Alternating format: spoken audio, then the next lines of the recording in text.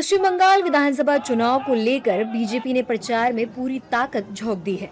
चुनावी रैलियां, जनसभा और धुआंधार प्रचार, इससे साफ जाहिर हो रहा है कि इस बार के चुनाव में बीजेपी ममता दीदी को हटाने के पूरे मूड में है।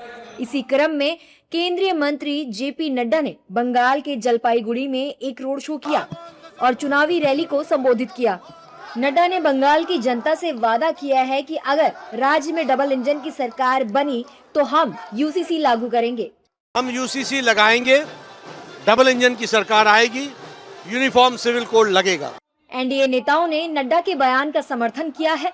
एनडीए नेताओं का मानना है कि राज्य में यूसीसी लागू होना बहुत जरूरी है। इस दौरान एनडीए नेताओं ने कहा कि जेपी नड्डा ने जो कहा है वो सही है। हमारी सरकार इसके लिए प्रतिबद्ध है।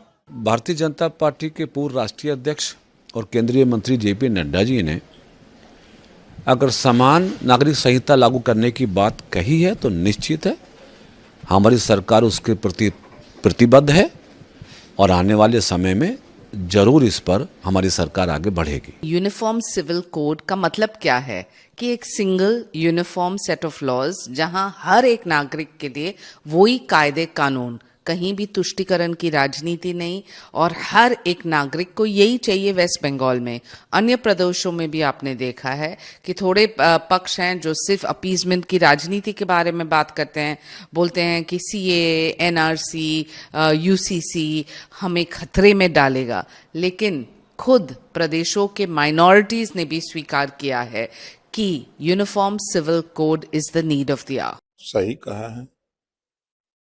जब देश में कानून एक है, प्रधानमंत्री एक है, राष्ट्रपति एक है, तो दो तरह का कानून कैसे लागू होगा?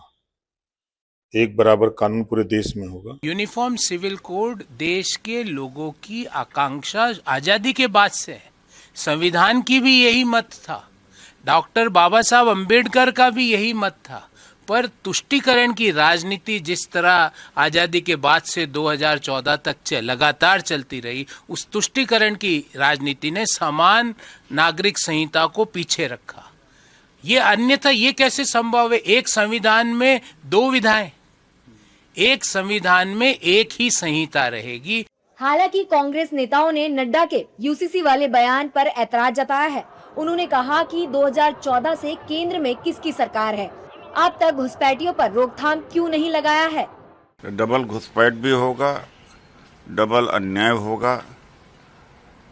2014 से केंद्र की सरकार किसके पास है और सीआरपीएफ किसके पास है, सीमा किसके पास है? ये सब बीजेपी के पास है। और यूसीसी की जहाँ तक बात है, जो इनका खुद का बैठाया हुआ लॉ कमीशन था, लॉ कमीशन ने कहा कि यूसीसी की जरूरत नहीं है और पॉसिबल भी नहीं है। जेपी नड्डा ने बंगाल की टीएमसी सरकार पर तुष्टीकरण की राजनीति, भ्रष्टाचार और कानून व्यवस्था को ध्वस्त करने का आरोप लगाया है। बता दें कि बंगाल में यूसीसी लागू करने को लेकर गृह मंत्री अमित शाह भी पहले बयान दे चुके हैं। यहाँ तक कि बीजेपी के संकल्प पत्र में भी सरकार बनाने के बाद 6 महीने के अंदर यूसीसी लागू करने का वादा किया गया है। ऐसे में अब जेपी नड्डा द्वारा यूसीसी लागू करने वाला ये बयान सियासी मुद्दा बन गया है। बीजेपी ने दावा किया है कि राज्य के विकास और नागरिकों की सुरक्षा के लिए यूसीसी जरूरी है।